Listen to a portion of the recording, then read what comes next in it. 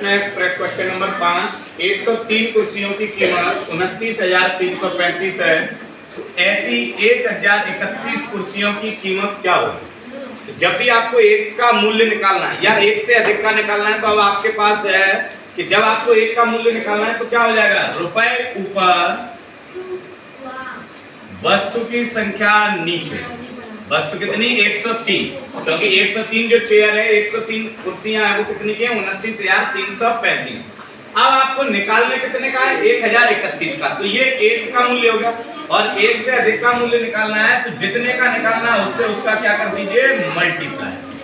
उससे आप उसका मल्टीप्लाई करेंगे तो क्या हो जाएगा आपके पास, इन दोनों का ही मल्टीप्लाई करें। जैसे 1,031 का इससे मल्टीप्लाई करते हैं आप, जैसे ही आप मल्टीप्लाई करेंगे तो आपके पास मल्टीप्लाई आ जाएगा 3 करोड़। 3 करोड़ के बाद कितना था? 24 लाख 43,085। कितना है? 3 करोड़ 2,44,385। ठीक, किसका मल्टीप्लाई है? 1,031 और 29,335 का। बटे में क्या लिखा हुआ है आपका? 103। तो ये जो 1,031 कुर्सियों का मूल्य हुआ है आपके पास सीधा सीधा आ जाएगा। ठीक, प्रश्न हमारे पास एक बोर्ड मास का सादा सा सवाल है। 3 से 1/2 3/1/2 divided by 2/1/14 multiply by 1/2 plus 4/5। इसको बोर्ड मास को सॉल्व करना है तो सबसे पहले क्या हो जाएगा, जो मिक्स्ड फ्रैक्शन लिखा हुआ है, जो मिश्रित में लिखा है, उन्हें साधारण भिन्न में बदलेंगे। और साधारण भिन्न में बदलने के लिए 2 3 6 and 1 7 7 divided by 2 14 2 8 28 and 1 29 divided by 14 multiply by 1/2 plus 4/5। मतलब 7/2 2 3 6 और 1 7 14 दूनी 28 1 29 गुणा 1/2 प्लस 4/5। अब बोर्ड मास के रूल के अनुसार सबसे पहले सॉल्व होना चाहिए डिवाइड, और डिवाइड के लिए जब भी आपके पास सवाल में है डिवाइड को आप किस में चेंज कर सकते हैं, मल्टीप्लाई। तो 7/2 मल्टीप्लाई बाय 14/29, ये क्या हो जाएगा, जब भी डिवाइड आपका मल्टीप्लाई में चेंज होगा, संख्या है वो पलट जाएगी। जो हर है वो अंश बन गया, जो अंश है वो हर बन गया, जो न्यूमरेटर है वो डिनोमिनेटर बन गया, डिनोमिनेटर वो न्यूमरेटर बन गया। मल्टीप्लाई बाय 1/2 गुणा 1/2 प्लस 4/5 प्लस 4/5। अब हम देखें, जब भी मल्टीप्लाई लगा होगा तो कोई भी संख्या जहां तक मल्टीप्लाई है लेकिन कोई दूसरा साइन बीच में नहीं होना चाहिए, वहां तक आप काट सकते हैं। अब 2 7 या 14, अभी देखा कुछ और कटा नहीं कट रहा, तो आपके पास क्या बचा, 7 का मल्टीप्लाई 7 से 7 7 या 49, 29 का मल्टीप्लाई 2 से 29 2 या 58 प्लस 4/5। अब फिर से हमारे पास क्या आ जाएगा, दोनों का क्या लेना पड़ेगा, नीचे वाली संख्या का एलसीएम। और जब आप इन दोनों का एलसीएम लेते हैं, एलसीएम लेने पर क्या आ जाएगा, यहाँ पर 290 290 आ जाएगा। अब इसका 58 का डिवाइड अगर हम 290 में देते हैं, 290 में देंगे तो जब भी आप, ये कैसी थी, सम संख्या, ये कैसी थी, अभाज्य भी थी प्लस विषम थी। तो जब भी आप विषम और अभाज्य संख्या का मल्टीप्लाई डिवाइड लेते हैं या एलसीएम लेते हैं तो दोनों का मल्टीप्लाई, आप 58 का आप उसमें डिवाइड देंगे तो मालूम कितनी बार चला जाएगा, 5 टाइम जाएगा। अब 5 के जाने के बाद 5 का मल्टीप्लाई किससे कर देंगे, 49 से, और 5 का मल्टीप्लाई 49 से करेंगे तो कितना हो जाएगा, 5 9 जा 45, 5 9 45 की 5 हासिल 4 कैरी 4 आ गया। अब 5 का मल्टीप्लाई किससे हो जाएगा, 4 से, 5 4 जा 20, 5 चौका 20 और 4 कैरी था, कितना हो गया, 24 प्लस 5 का भाग आप 290 में देंगे तो 58 बार जाएगा। 58 बार जाने के बाद 58 का गुणा इससे कर देंगे 4 से, 4 8 32 की 2 हासिल 3, 4 5 20 और 3 23। और एक और मैटर है इसका, यदि आप चाहते हैं तो दोनों का एलसीएम 290 आएगा, फिर भी आपको डिवाइड देने के बजाय सीधा इसका इससे मल्टीप्लाई कर दे तब भी आंसर बन जाएगा। सिर्फ याद रखें भिन्न दो हों, क्योंकि 3 होंगे तो फिर आप किसका किससे मल्टीप्लाई करोगे तो आप कंफ्यूज हो जाओगे। तो अब क्या हो गया, दोनों के बीच में प्लस हो रहा है, तो 5 एंड आप 290 नीचे है 290, 5 और 2 7, 5 एंड 2 7, 4 एंड 3 7, 4 और 3 7, 2 और 2 4, 477 बटे 290। यदि आपको आंसर इसी प्रकार से दिया है तो आप इसको यहीं छोड़ दें, ठीक है ना। तो आपका आंसर क्या बन जाएगा, 477 बटे 290। निम्नलिखित को बढ़ते हुए क्रम में लिखें। अब बढ़ते हुए क्रम का मतलब क्या हो जाता है, आरोही क्रम। बढ़ते हुए क्रम का मतलब क्या है, आरोही क्रम। इंग्लिश में क्या कहेंगे, असेंडिंग ऑर्डर या इंक्रीजिंग ऑर्डर। अब हमारे पास संख्या कौन कौन सी है वो देख लेते हैं। हमारे पास संख्या दी हुई है 7.2, 7.5, 7.305, 7.265, 7.432, 7.135, यही सारी वैल्यू है। अब हम क्या देख रहे हैं कि हम इसको आरोही क्रम में, बढ़ते हुए क्रम में तो लिखते हैं, इंक्रीजिंग ऑर्डर में तो लिखते हैं, असेंडिंग ऑर्डर में तो लिखते हैं, लेकिन उससे पहले क्या है, पहले तो ये मालूम करें कि इसमें असेंडिंग ऑर्डर का मतलब होता है पहले सबसे छोटी वाली संख्या लिखनी पड़ेगी। अब हमने पहले वाला डिजिट देखा, सब में 777 है। सेकंड वाला जैसे ही पॉइंट के बाद दशमलवांश में जाते हैं तो यहाँ पर 2 है, यहाँ पर 3 है, यहाँ पर भी 2 है, यहाँ पर 4 है, यहाँ पर 1 है। तो सबसे छोटी तो हमको बड़ी आसानी से मिल गई, क्योंकि इसमें क्या है, पॉइंट के बाद सिर्फ 1 है। तो सबसे पहले क्या लिख देंगे, 7.135।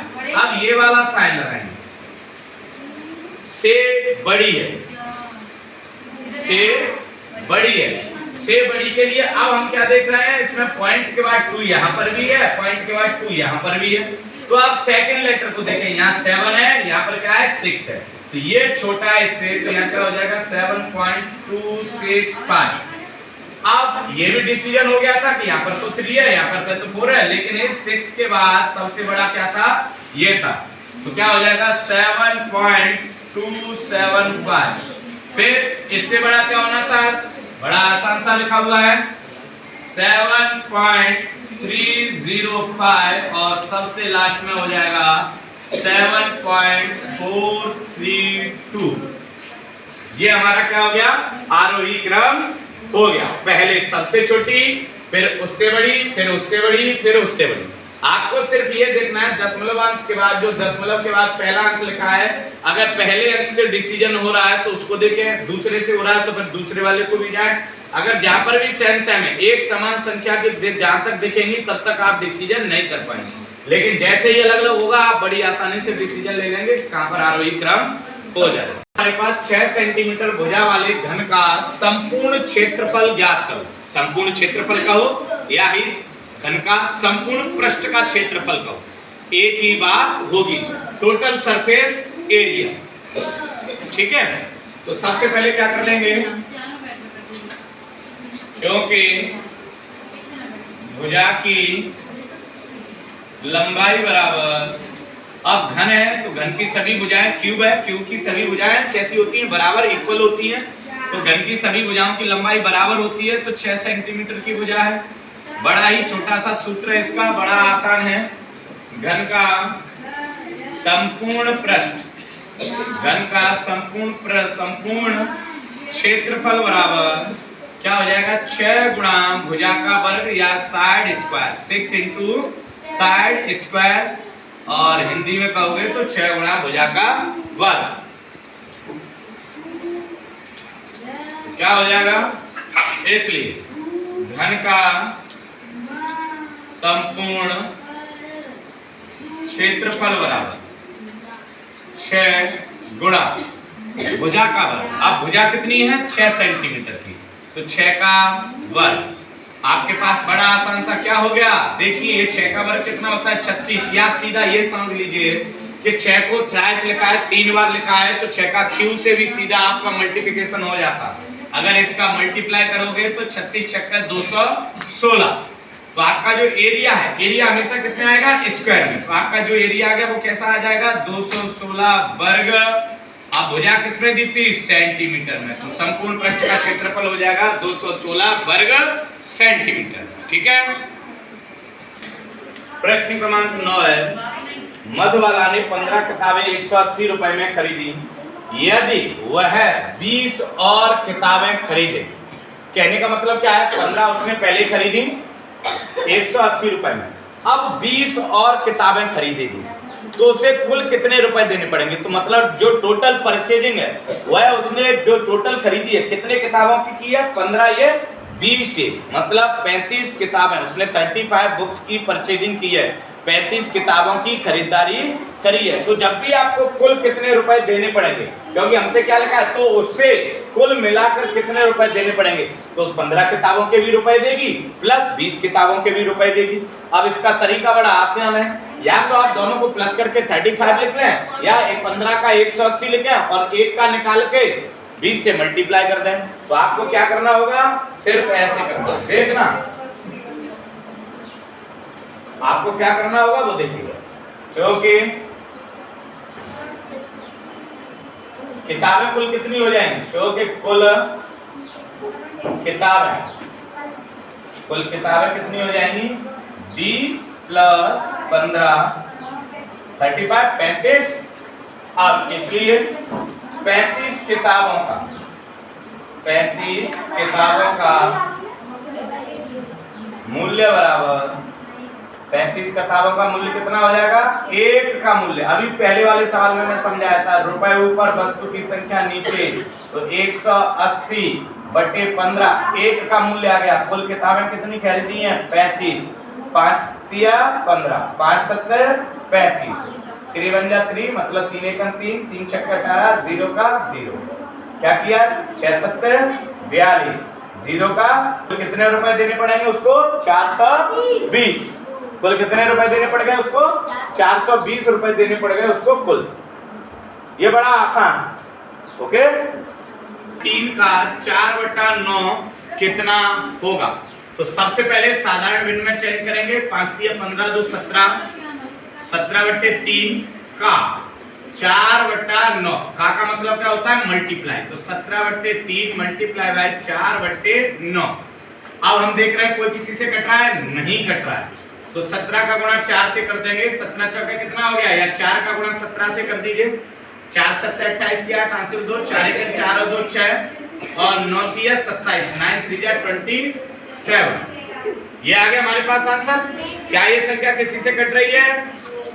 तो अगर आप मिश्रित विनिमय लिखना चाहेंगे तो कैसे लिखेंगे? 27 दूनी 54, 27 दूनी 54। अब 68 में से कितने गए? 54। कितने बच्चे?